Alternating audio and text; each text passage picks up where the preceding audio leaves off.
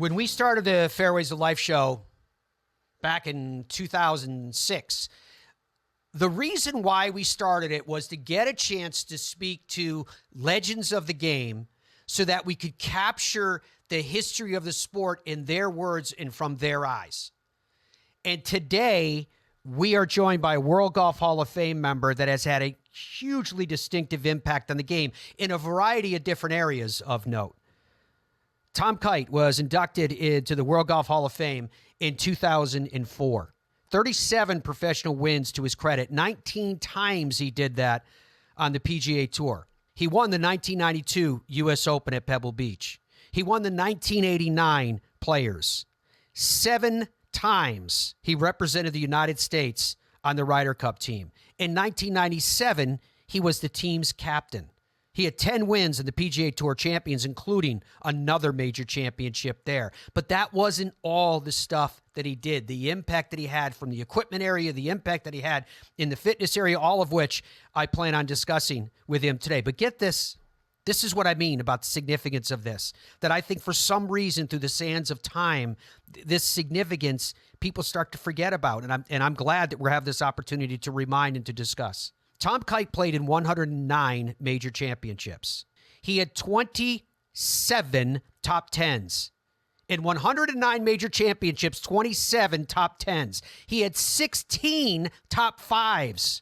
All told, he played in 1,150 tour events. Along with his 29 wins, he had 49 runner-up finishes and 37 third-place finishes. That means he averaged a top 3 finish every 10 events for 6 decades of professional golf. Are you kidding me? He played in pro events in the 70s, the 80s, the 90s, the 2000s, the 210s, and the 220s. That is the man that you'll be hearing from today. It's a pleasure to welcome Tom Kite to the show. Tom, thank you for your time, my friend. How are you doing? How are you feeling? I'm doing great, man. Nice to be with you today. It's incredible. I mean, all of this is incredible. There are so many different places, Tom, where we could start because of the impact that you have made on golf history. And I do intend to get to them. But I thought if you would allow, obviously I want to talk to you about the 92 U.S. Open, and I will. But I wanted to go down the road of some of those events that you featured in that were so distinctive. Let me give you an example, folks. At the Masters, you came in second or shared second in 83 and 86 and 97. Let's start talking about 1983 for a second when Seve ended up winning by 4 strokes over you and your Texas friend, Ben Crenshaw. It's incredible. Your thoughts about that year? Well, I mean, obviously Seve was at the peak of his game at that time. He was one of the world-class players and had done so many things up to that point. And, that was also the time frame that I was really starting to play well. I really started coming into my own in the really the late 70s and into the early 80s. 81 is really kind of my first big year that really got things going. And it was a great run. And, Seve, when he was good, he was very, very good and hard to beat. In 1986, championship final round, 15th hole, you're tied, 3-way tied for the lead. Right. From the eyes and from the perspective and from the heart of Tom Kite, if you could share with us what happened through those final holes, right down to the birdie putt at 18. But I don't want to define it. I'm going to ask you, if I may, what are your thoughts about what took place on that Sunday? What do you remember? Well, it was an incredible day. It was really kind of one of those interesting days where the eventual winner of the tournament was really not even in the picture until right at the very end. It's like a guy coming from way back in the pack, and all of a sudden this horse has this strange burst and overtakes the entire field. But throughout most of the day, it was a competition between Greg Norman, Seve, and myself. And Nicky Price was there early on, but he struggled a little bit on the front nine, so So by the time we got to the back nine, it really was a competition between the three of us. And, Jack was a couple of groups ahead of us, and I guess three groups ahead of Nick and Greg.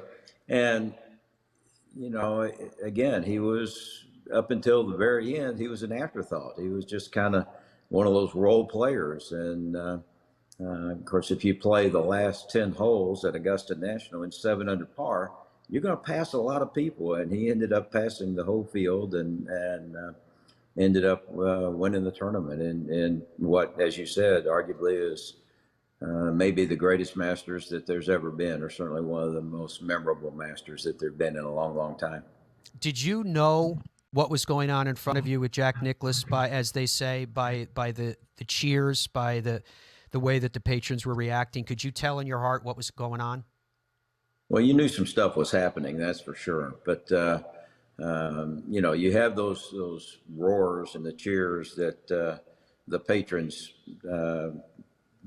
have there at Augusta National. And of course, it just down in the valley, it just echoes through those pines, and so you know what's going on. And of course, Augusta National has always prided themselves on really cool leaderboards. They're not electronics like we have at so many of our tournaments, but this is the old style where they actually get up there and they set a number in there. And so when they put the number up there, the crowd reacts. Not only, the crowd that saw the putt go in, but then the people, when they put the number up on the scoreboard on a couple different holes, then that crowd reacts. So you get all the emotion and everything going on, and it's really hard. I would say with the leaderboard the way it is at Augusta National, it's probably more difficult to avoid the leaderboard than it is at any other tournament. The electronic scoreboard, you can kind of put it off in the back of your mind and get it out of sight, but those leaderboards at the Masters are they're in your face, they're huge, and they evoke some unbelievable responses from the patrons and from the players. The evoking of responses, and specifically the emotions that you were talking about, in 1997, when you finished second to Tiger that year, were you able at that time, did you realize immediately the significance of that victory, or did it take some time for you, or for the golf world, if you please, to have it kind of settle in as to what just happened? Well, Tiger burst on the scene in '96, and everybody, had a real interest into what he was going to do, because he came with so much notoriety, and his reputation was so huge. And of course, I was with Ben Crenshaw over the weekend, this past week, and he reminded us of a great story. We were playing a course down in Houston called Carlton Woods, and Ben was reminded. He said, when Tiger came on the scene, somebody asked Seve Lau what he thought of Tiger Woods, and he said, I really don't know, because I haven't played it yet. Talking about thinking it was a golf course. And it was kind of like, oh my gosh, So we were at Carlton Woods, and it reminded that. But for the most part, everybody knew about Tiger and knew he was going to have a great career. And that was the year that the Masters Committee reacted. That was the first effort to Tiger-proof a golf course. To try to, set up a golf course so difficult that even he would have trouble playing it. The problem is, when they did that, it played right into his game plan, and worked perfectly for him, because Tiger was longer than anybody in the field at the time. I mean, even though he's a skinny little kid, he had mega speed and hit the ball way longer than everybody else. And they got the greens rock hard. And so everybody was going in there with more club and having trouble stopping the ball and getting it close to the hole. And of course, Tiger's going in there with less club, hitting it hard, spinning it like crazy, and getting it much closer to the hole. And then on top of that, he had a great week of putting where he went the entire week and did not have a three putt. And all of a sudden, you get a 12-shot victory. In my case, I kind of got off to a little bit of a slow start, like, even worse than what Tiger did. Tiger started off with 40 on the first 9 holes, but I started off with 77 the first day. So I was struggling like crazy just to make the cut. And when I made the cut with a good second round, that moved me up and into nice position. And then I just kept playing well. So I had a good second, third, and fourth round, and allowed me to finish second, though Amazing. a distant second. Yeah, it's amazing. Yeah, that second and third round, folks, to his credit, not even the final round, 69, 66, and 70 for Tom Kite after that opening round. And I think it's a measure, Tom, of who you are, not only the duration of your excellence over decades, but you mentioned starting to play well in the late 1970s. And in 1978, you were second at the Open. That was the year it was held at St. Andrews. Once again, it was a shared position of second with Owen and Floyd and Crenshaw and yourself. But Jack Nicklaus won that one. The people that you tangled with to win your events over that span, it's mind-blowing when you think about it. And to think that you finished second to Jack Nicklaus at St. Andrews, again, it's just, when you think that it was 1970, all of it, for all those reasons, it's head-scratching to think about how long your duration of competitiveness and excellence was. Well, I was lucky. I had a lot of good breaks, and I was able to avoid injuries throughout most of my career. But I was able to hang around a lot of really good people, and of course, a lot of that advice came from Harvey Penick. His line of "go to dinner with good putters" meant hang around a lot of really good players and really good people that had great attitudes, and so I think a lot of my longevity is the fact that. Other than the fact that I absolutely love hitting golf balls and I love playing golf and I love competition, is the fact that I was able to surround myself with friends and family that really encouraged me and allowed me to chase my dream and to some degree have some success. That picture that you're looking at, I asked Andrew to zoom in on it because that's actually to my upper left. That's in the studio. That's in the Fairways of Life studio every day. That one means a great deal to me. That was the first major that I had attended on the West Coast in Pebble Beach in 1992, and had that framed up for my dad and had it signed by, as you can see on the left, Tom Kite, Jack Nicklaus, and above where it says United States Open, you can see Tom Watson had signed it. And when my dad passed away, they gave the picture back to me. And so we have it hanging up here in the studio, and it is so cool. And I'm not going to take it out of that frame. I'm not going to have Graham and Tiger sign it ever. It's going to stay just the way that it is forevermore. It's truly is one of my prized golf possessions, and it's very much because of what Tom Kite did on that week in 1992. Tom, I remember from early on in that week, the weather, at least from the perspective of the wind, but it was more than that, but the weather, at least from the perspective of the wind, was really unsettled. And it didn't diminish as the week carried on. I'm sure if people go on to YouTube and watch the old videos, they'll see on Sunday that it was sunny, but the wind was so stout. I guess just from the beginning of that U.S. Open at Pebble Beach, what were your memories early in the week in terms of how you were feeling, how you were playing, what your hopes and expectations were? Well, the really interesting thing about that, Matt, is that if you recall, the first part of the week before the tournament ever started, all the guys were talking about what a fair setup it was. That it was, one of the fairest setups that the USGA had ever had for a U.S. Open, which, if you understand where a tour pro comes from, that means that they think they can get it. They think they can make some birdies out there, and that there are some opportunities. Greens were a little softer, fairways were a little softer, and the conditions were ripe for shooting some low scores. And on Thursday and even into Friday, we had some really nice weather conditions, and it did result in some low scores. And it was the first time a player ever got it to double digits under par in a U.S. Open championship, and that was Gil Morgan. He eventually got it to 12 under par, which was an incredible score at any U.S. Open. But there were a number of other players that were playing pretty well and hanging in there. But Friday afternoon and into Saturday, everything changed. The weather conditions got progressively worse, and the USGA, trying to toughen up the golf course, started drying out the greens and drying out the fairways, and they didn't put a lot of water on that golf course.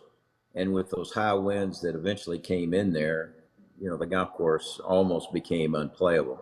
To the testament that, even though 12 under par led the tournament at one time, I ended up shooting 3 under par and won the tournament by 2 shots, and only 2 people shot under par for the entire week. So, it was almost like 2 different tournaments. It was, what happened the first part of the week, where it was very gettable, and then the vengeance of the weather and the vengeance of the USGA took its toll on everybody.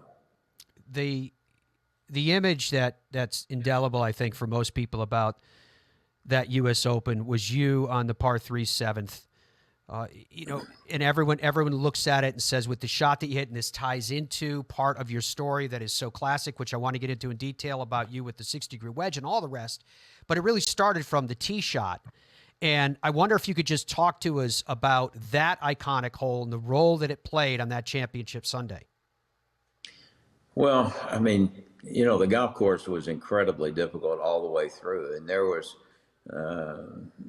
everybody was leaking oil and throughout. I mean, from the word go. I mean, it was just so difficult. And by the time we got to number 7, it was like, holy moly, this is somehow let's just survive this thing.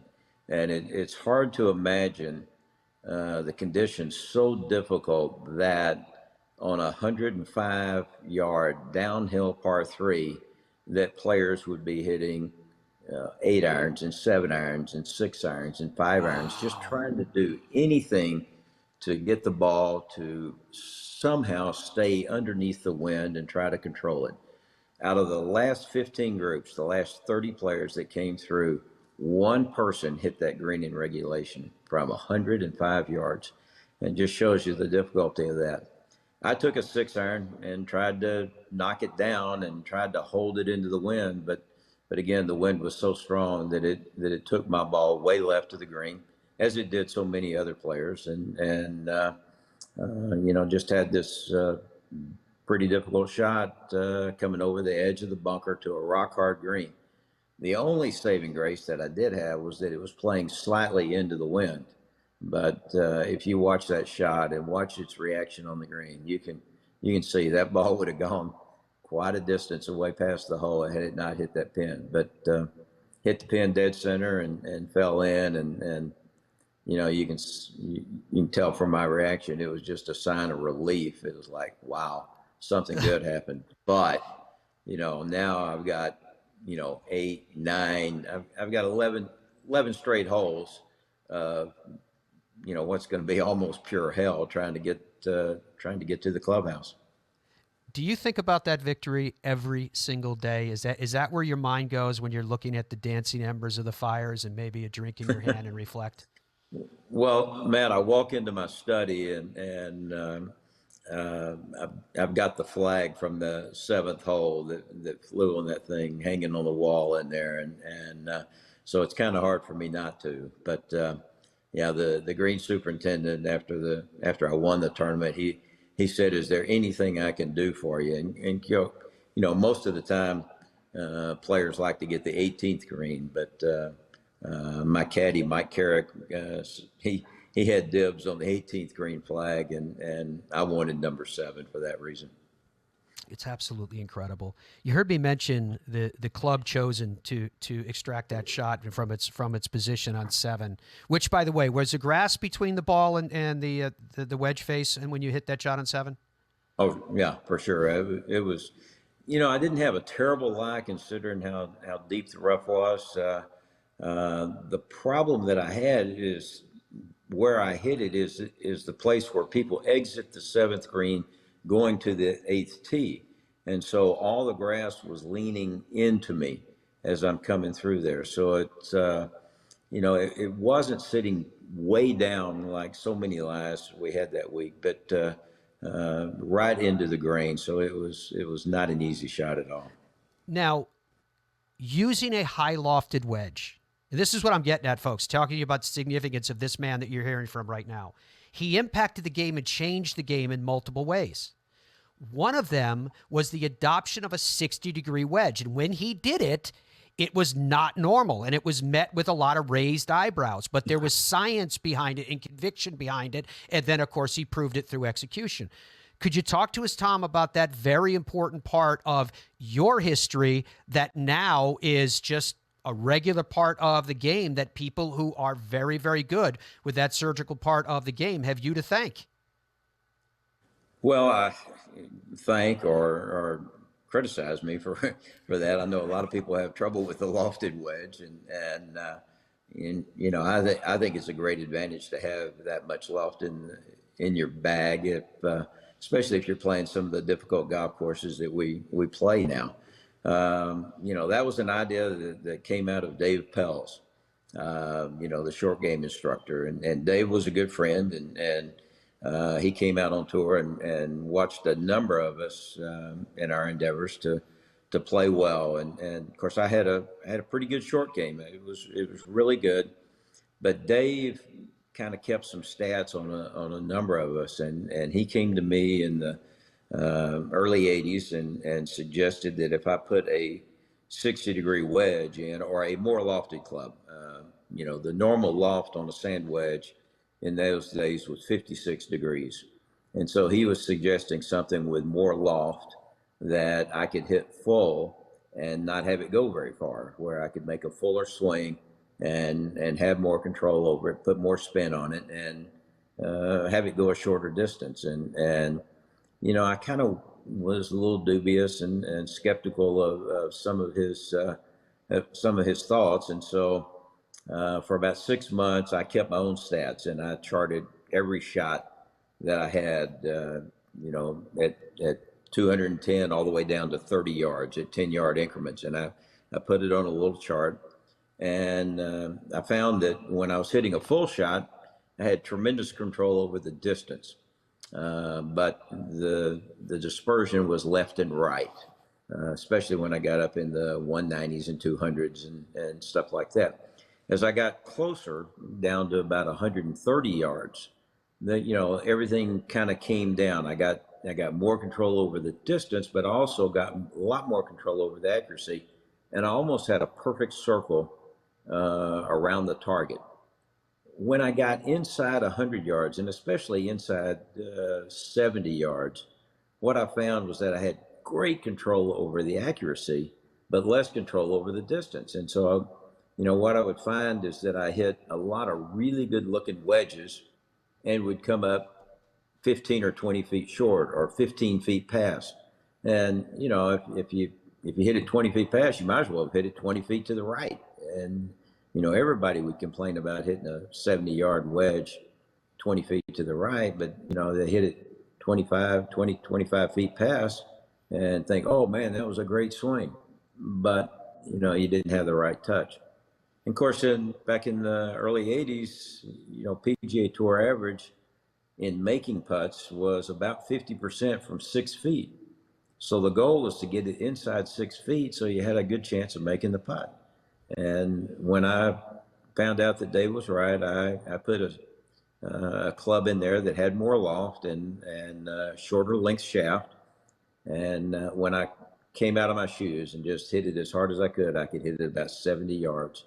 And so when I got 30 and 40 yards, I was able to make a much fuller, more aggressive swing and control the ball better. And immediately my game was elevated a significant amount. Should have got a patent on it. If I had, I'd been much better off. But I did have it to myself for about 2 or 3 years until everybody started seeing my stroke average going down, and then they started copying it. That's so classic. And that year that Tom's talked about, 1981, remember, he was tops of the money list and everything else. Players watch what other players do. I remember hearing the story about Gene Sarazen when he first came out with the 56-degree sand wedge. It was a Wilson sand wedge, and he had it at the Open. He put it head down. He had the grip sticking out because he was afraid too many people would see it, and the officials as well. So, Tom, when you won that 1992 U.S. Open, did it validate, and I don't necessarily mean to the world, at the time when they're saying you're the best player that hasn't won a major yet, what have you, but you won. You got your major, now it's yours. Did it validate what you already knew? Did it change anything? How much of a relief did it take off your shoulders at the time? Well, I think in terms of what people perceive as my career, yeah, I think to some degree it validated that. Somebody's always got that title, the best player to not win a major championship, and unfortunately, I had it for a long, long time. I think it's really unfair when people start talking about, oh, he's the best player never to won a major championship, and he's 28 years old. It's kind of like, well, that's probably a little too early to start throwing those titles at somebody like that. But when you get in your late 30s and in my case early 40s, and have had the career that I had and had done the things that I had done, that was really an omission, and it was something that I always wanted to get. I thought I would win major championships way more often than that, and way earlier in my career, but it didn't happen. So when it finally did happen, when I was 42 years old, it was quite a relief. In terms of, did it change anything? Not really. Maybe the perception that people have of me and the recognition that I get from my accomplishments in golf is elevated, but fortunately, I had a great family and a great support system, and had I not won the U.S. Open Championship, I think all those people would still love me and be supportive of me. So it didn't really change my life a whole lot, but I think the perception that people have of me is probably a little different. You were on so many, as we opened up the show, discussing specifically the United States Ryder Cup teams that you were a part of. And because we were talking about 1981, it pops in my mind because I still think 1981 could have been the greatest United States Ryder Cup team of all time. What of your memories from a long career on the Ryder Cup side stick with you today? Where does your mind go for that? Well, it's interesting. We were just down in Houston and at the Insperity tournament, and at the Pro-Am dinner, they have an award that Dave Marr Jr. gives out to one deserving player, and Marco won it this year, which is very deserving. But Dave Marr was the captain of the '81 Ryder Cup team, and so anytime we get around Dave Jr., that subject comes up, and we had this event called the Greats of Golf, and Trevino and Watson and Player and Nicklaus, and there were so many members of that Ryder Cup team. There were 8 members that were down there for the Greats of Golf that were on the 1981 Ryder Cup team, and it was great to get around those guys because historically that was acknowledged to be one of the best, if not the best, American Ryder Cup team there's ever been. I guess it's kind of like the dream team in basketball. That first Olympics, when you had the dream team go in there, when you look back, the 1981 Ryder Cup team is golf's version of that. It's incredible. The last time I had the pleasure of seeing you in person and shaking your hand was at the Ryder Cup in Rome. Mm-hmm. Right. When you look at where the United States Ryder Cup team is now, I'm going to try to ask the question straight up so I don't in any way lead you. What are your thoughts in terms of where things are at? Well, I think the professional game right now is not in a great place. I think golf is in a phenomenal place. The amateur golf and the fact that so many people are playing. People have been trying to get the game to grow for decades, and all we needed was a pandemic to do it. And all of a sudden, more and more people are playing golf and enjoying the game, and there's so many different ways of playing golf now with Top Golf and all sorts of different vehicles to go out there and take advantage of the game. But the professional game right now is in especially on the men's side, specifically on the men's side, is not in a good place. When you start taking some of the top players and you take them away from the tournaments, it dilutes the field, and what's going on right now is really sad in my mind. And the bad thing about it is that it's all about money. And golf, I'm a professional athlete, so I played for the money, so I understand it. But there's always been something about golf. It's just you play for the history, and if you create a little bit of history, well, then you make some money and you do well. And I know a lot of players have different lifestyles, and what's enough for one person might not be enough for somebody else. But the PGA Tour provided for a lot of players and did a very good job of that, and provided for them and their families, and beyond their families, it provided for foundations that they've set up and allowed them to do charity work and give back to the game and support hospitals and support causes that are meaningful to them. And I just have a tough time thinking that anything could be better than what the PGA Tour has offered throughout the years, and to have these players become so single-minded that I want money for me and I want money to take care of my family. Well, your family's taken care of probably 5 or 6 generations down the line, long before you jump ship. So, I'm kind of sad with what's going on in the men's professional game right now. Your entire career, you have had touchstones, epic battles, and crossroads with the game's legends. When we were just talking about the Ryder Cup, for an example, most singles points won all time. Arnold Palmer, 7. Billy Casper, 7. Lee Trevino, 7. Gene Littler, 6.5. Tom Kite, 6. Sam Snead, 6. Most foursome points won. Lanny Watkins, 9. Arnold Palmer, 9. Billy Casper, 9. Jack Nicklaus, 8. Tom Kite, 7.5.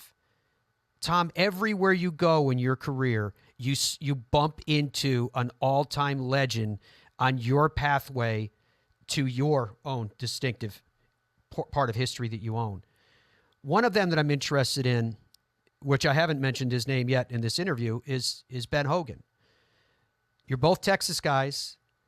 I remember the magazine ad with you and Mr. Hogan and sitting in the chair, and it was so distinctive, right? All these, I don't even know how many years ago we're talking about, but so distinctive that it continues to resonate in the memory. I guess if I may, the place I'd like to start with talking about legends is ask you about you and Ben Hogan. Well, you don't grow up in Texas and not idolize not only Ben Hogan but Byron Nelson. From that generation, there was the big three. It was Nelson and Hogan and Snead, and I was fortunate enough to have had contact with Mr. Hogan and Mr. Nelson just because of my Texas roots, and would run into them. Had a chance to to watch Mr. Hogan hit some golf balls out of Shady Oaks one time, pretty late, in his life. But it was just a great experience to have those two people as your role models. For somewhat different reasons. Mr. Hogan, the game never came easy to him, not like it did with Nelson and Snead. Those were two really, really great athletes, and the game came relatively easy to them. To Hogan, it was a struggle, and he had to battle through it, and it was late in his career or late in his life, his sporting life, before he really started having some success. And once he did start having that success, he never let go. I use that a lot as my blueprint. You look at me, I'm not a great athlete or anything. There's certainly a lot better athletes that bigger, faster, stronger than I am. But I used a lot of what Mr. Hogan did as kind of a blueprint for my game. To, if you go at it really hard and really study the game as much as you can, and try to build on your strengths and try to correct your weaknesses, well then, you're going to have some success. So he was a great role model for me. Do you recall any, either overtly or just something that you observed from Ben Hogan? Did he leave you any messages in terms of, again, advice, spoken or otherwise, that you continue to carry with you today? Well, I mean, he encouraged me every time I got around him and everything. He acknowledged the fact he had heard how much I love to practice and how hard I don't call it work at my game. I mean, if a 12-year-old kid goes out to the golf course and spends all day out at the golf course, everybody says, man, that kid's having fun. If a 38-year-old man goes out and spends all day at a golf course like that, they say he's working hard. I don't really understand the difference. To me, it was always fun to try to figure out how to play the game and try to, better myself as much as I can. But, he heard and observed how much I love to practice and tried to work on my game. So he was always very encouraging for me to continue to do that. And when I had success, when I won the Players Championship, when I won the U.S. Open, obviously I got some very, very nice letters from him that I still treasure to this day. Whoa. There was, I guess from an iconic standpoint, people talk about a mystique that surrounds Ben Hogan, a certain mystery where we don't have full knowledge of what the man was like. We only have this legend, the steely-eyed legend. What was it like when you were around him as another man, as another human being? Was he the steely-eyed Ben Hogan that we're told about, or was there a true warmth there with him? Well, for me, there was the warmth. But, I came in contact with him after his playing days were over, so I really can't address what he was like when he was playing. I'm sure he was very difficult to play against and was very focused on his game, and was obviously very, very difficult to beat. But by the time I really got to spend a lot of time with him, when I signed with the Hogan Company, and he was in the, he would go hit balls from time to time, but he was mainly in the factory, and every time I went up there, he was super welcoming to me, and have a really good friend who was a pilot for American Airlines, and he was is an avid golfer, and he would always go in and to the bookstores and try to find any of the great books and magazines that had some golf articles or were surrounded on or were concentrated on golf. and he picked up a couple of the Life magazines. There were two articles, one in '54 and one in 1955, that talked about Ben Hogan and how he was playing, and keying on what his secret was and everything. And this friend of mine got me a couple of copies of those magazines, and on one of my trips up to the Hogan factory, I was brazen enough to take those up there to get Mr. Hogan to sign those for me. And when I laid them out on his office, he kind of looked down, and he actually took his glasses off and he cleaned them a little bit and put them back on, and looked at it, and I mean, he didn't say a word for the longest time. And then finally he looked up at me and he said, that looks like a pretty good golf swing to me. And I said, yeah, I think so. And he was great. I have nothing but great things to say about Mr. Hogan. It is so cool, Tom. It is so great to get an opportunity to catch up with you, to get your memories of what was, to get your perspective on what's going on right now, to talk about the people in your life that made a difference. We didn't even have time to talk about Harvey Penick, and we will going down the road. My mind keeps going back to, I remember you and I were talking on the day, this would have been 14 plus years ago, on the day that you turned 60 years old. And I remember asking you something akin to, what do you think this means for your golf game? And you said to me, paraphrasing, you said, Matty, I still don't know how good I can be at this game. And I thought that was such an amazing perspective. Does Tom Kite still have that perspective today? Yeah, I mean, obviously I'm not competing anymore, and not playing nearly as much golf, not hitting nearly as many golf balls as I used to. But yeah, I know how good I've been. I can go back and read some of the articles, and I have some memories of things that I've done. So I know how good I was, and I know how what I did in the past.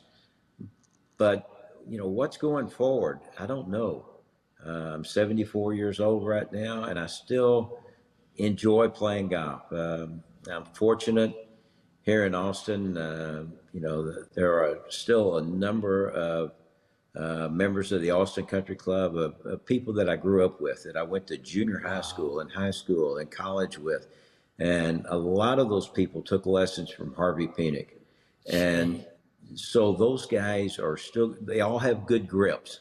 They all set their hands on the club properly, and they all have pretty good swings. And yeah, we've all lost speed, and we're not nearly as good as we once were. But those are guys that for over 60 years, 65 years, we've played with and against each other through the years, and I still enjoy getting out with them. I'm planning on playing this afternoon with a couple of guys that I went to junior high school with. So, but even though I enjoy being with those guys, I don't want them to beat me. I still want to be able to take care of those guys. And so, the goal is, nothing's, my desires to play well haven't changed at all. My ability to not play poorly certainly has been lessened as I've gotten older and less flexible, and just don't move as well. But my desires to play well are still there, and so when I get out there, I promise you, I'm still trying on every shot as hard as I can. As Harvey Penick would say, I'm trying to take dead aim. Trying to take dead aim. The impact you've had on the game has been a dead aim. World Golf Hall of Fame member. The impact you had with the equipment, the impact you had with fitness, the impact you've had with golf architecture, and more. Long may it continue, my friend. Tom Kite, thank you very much for what you have meant to the game of golf, and thank you very much indeed today for the amount of time that you've spent with us. Matt, always a pleasure to be with you. I enjoy watching you, and keep bringing these good stories to the golf public. We need your perspective for sure.